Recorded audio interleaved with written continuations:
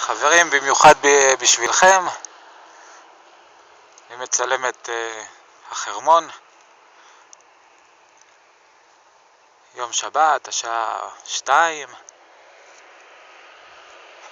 בטח הוא עמוס שם למעלה.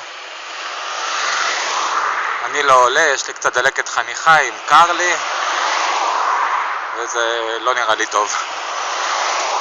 בכל מקרה, הנה כמה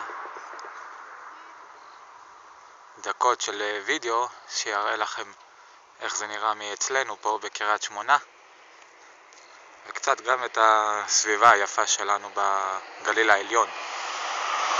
זה כאמור החרמון. יש כאן עוד פסגה לבנה שאפשר לראות. זה השדות ממזרח לקריית שמונה.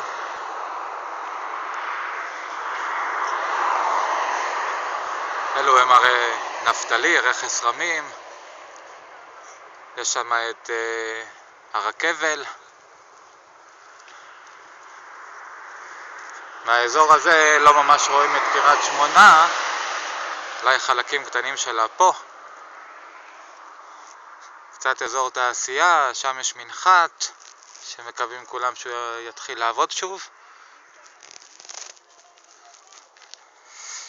כאן, אני אנסה לתפוס את זה,